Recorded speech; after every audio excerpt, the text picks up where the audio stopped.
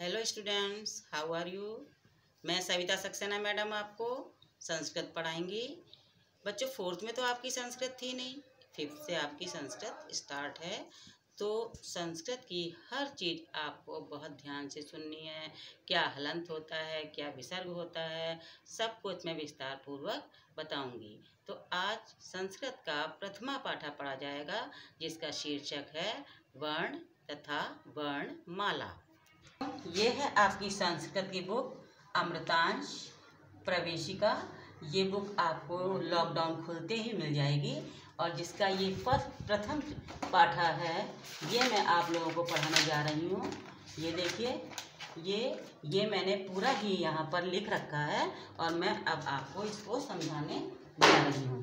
देखिए, वर्ण किसी भी भाषा को सीखने से पहले, जब हम समझाएंगे तो किसी भी भाषा को सीखने से पहले उसकी जो स्वर और व्यंजन हमें सीखने पड़ते हैं।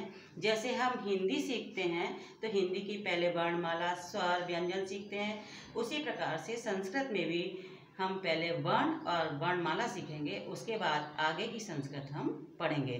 तो देखिए बच्चों, वर्ण सार्थक उच्चारित ध्वनियों के लिखित रूप चिन्हों को वर्ण कहते हैं। वर्ण भाषा की सबसे छोटी इकाई होते हैं।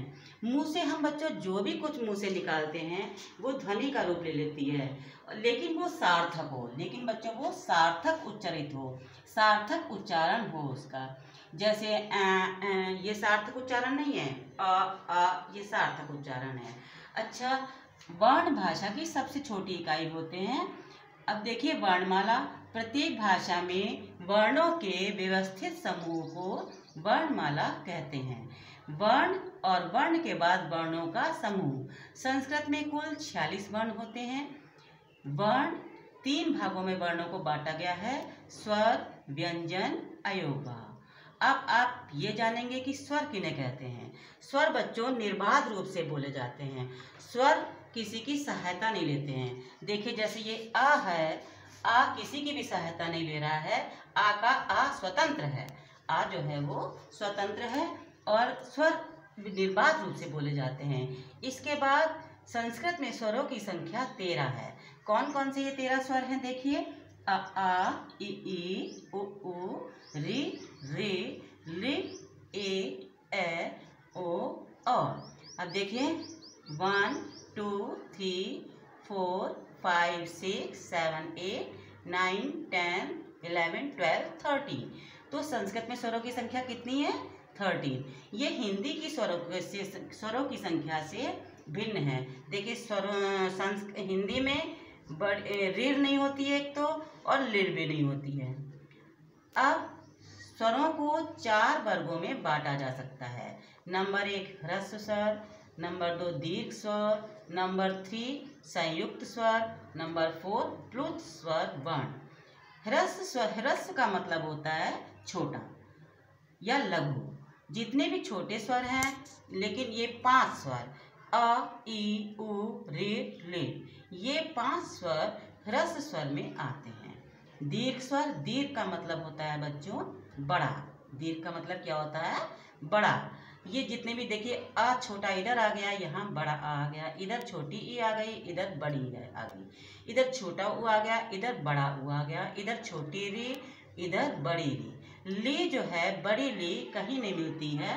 इसका हमने किसी भी पुस्तक में इसका उपयोग नहीं देखा है, इसलिए इसका प्रयोग नहीं किया जाता है। तो दीर्घ स्वर में बड़ा आ, बड़ी ई, बड़ा उ, ऋ आता है। यानी कि ये 5 जो हैं ये ह्रस्व स्वर हैं और ये 4 जो हैं ये दीर्घ स्वर हैं। अब देखिए, संयुक्त स्वर वर्ण। कुछ वर्ण ऐसे होते हैं जो 2 वर्णों से मिलकर उसका अलग ही कोई रूप ले लेते हैं। जैसे आ और ई मिलकर ए, बड़ा आ और बड़ी ई मिलकर ए, छोटा आ, छोटा ओ, बड़ा आ प्लस बड़ा उ बराबर औ। तो ये बच्चों, ये जो स्वर हैं ये स्वरों के भेद हैं। इसके अलावा एक स्वर होता है प्लुत, जो बहुत ही छुपा हुआ होता है, बहुत कम प्रयोग में आता है और इसमें 3 मात्राओं का समय लगता है। ये है जैसे ओम, अब इसको हम जब खींचते हैं तो ये होता है ओम। क्या होता है बच्चों? ओम। तो ओम, ओम को जब हम खींच के कहते हैं ओम, तब उसमें ये प्लुत स्वर का प्रयोग किया हुआ होता है। अब इसके बाद आते हैं व्यंजन। इसको दिखाते हैं व्यंजन।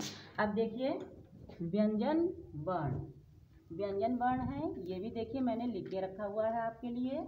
व्यंजन वर्ण, व्यंजन वर्ण वे वर्ण होते हैं जो बच्चों सहायता लेते हैं।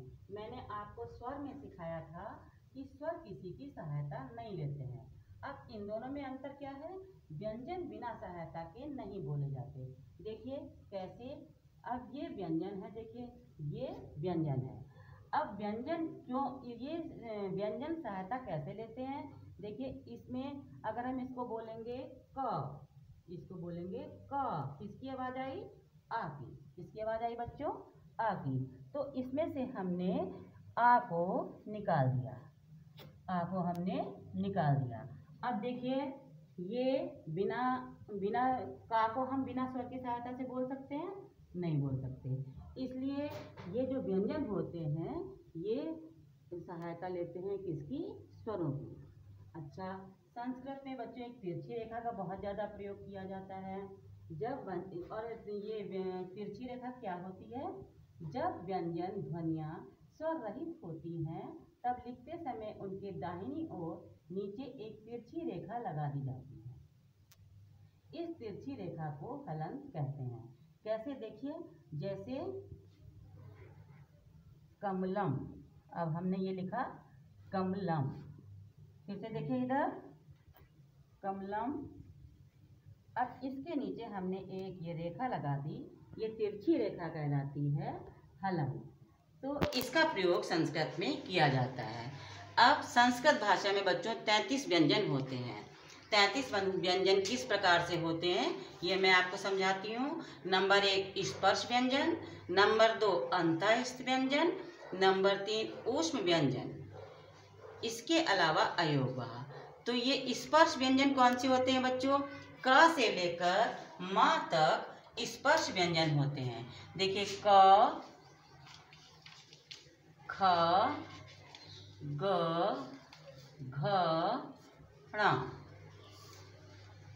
च, छ, ज, झ, य, ट, ठ, ड, ढ, ण, त, थ, द, ध, न, प, फ, ब, भ, म।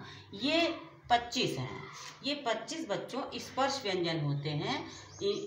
कवर्ग, चवर्ग, टवर्ग, तवर्ग, पवर्ग। तो ये जो है ये 25 व्यंजन आते हैं ऊष्म व्यंजन में।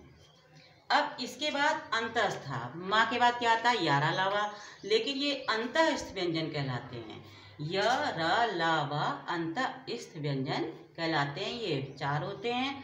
ऊष्म व्यंजन श, श, स, ह, ये 4 व्यंजन होते हैं। तो 25 और 4 25, 26, 27, 28, 29, 30, 31, 32, 33, इस तरह से बच्चों ये 33 व्यंजन होते हैं। इसके अलावा अयोगवाह होते हैं, वाह होता है, ये इम्प्रॉपर लेटर कहा जाता है इसको। इनका कोई स्वतंत्र रूप नहीं होता है और ये इनका कोई अस्तित्व भी नहीं होता है। जैसे अगर हम खाली बिंदी ये लगा देते हैं तो इसका कोई अस्तित्व नहीं है। जब हम इसके ऊपर स्वर के ऊपर ये बिंदी लगाते हैं तो ये अंग बन जाता है। तो ये बच्चों क्या बन जाता है? अंग। ये ध्वनियाँ स्वरों के साथ प्रयोग की जाती है। अच्छा, संस्कृत में एक विशेष चीज होती है हलंत। विसर्ग का प्रयोग संस्कृत भाषा की विशेषता है। इस चिन्ह विसर्ग का उच्चारण हा की तरह किया जाता है। जैसे बच्चों हमने कहा राम, राम हिंदी में राम कहा जाता है, संस्कृत में रामः। ये विसर्ग हमने लगाया तो इसको हम कहेंगे रामः। ठीक है बच्चों, मुझे आशा है कि आप संस्कृत का चैप्टर संस्कृत वर्णमाला समझ गए होंगे।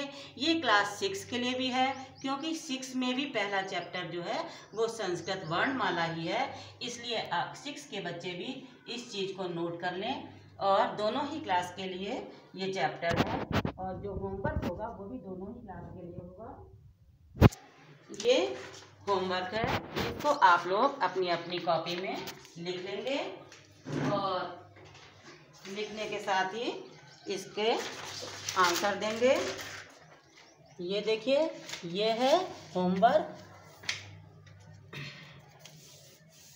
ये होमवर्क है। नंबर 1 है इसमें, नंबर 1 देखिए, नंबर 1 है वर्ण की परिभाषा लिखिए। नंबर 2, वर्णमाला में कितने वर्ण होते हैं। नंबर 3, स्वर किसे कहते हैं, इनकी संख्या कितनी है।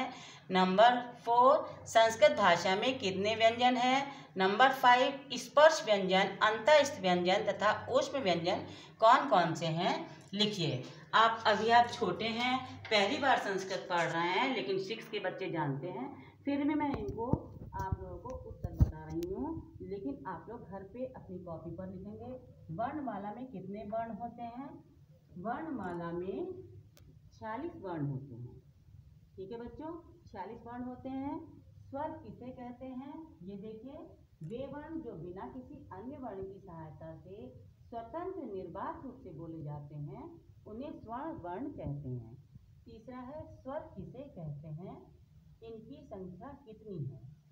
तो इनकी संख्या कितनी है बच्चों, संस्कृत में स्वरों की संख्या 13 है।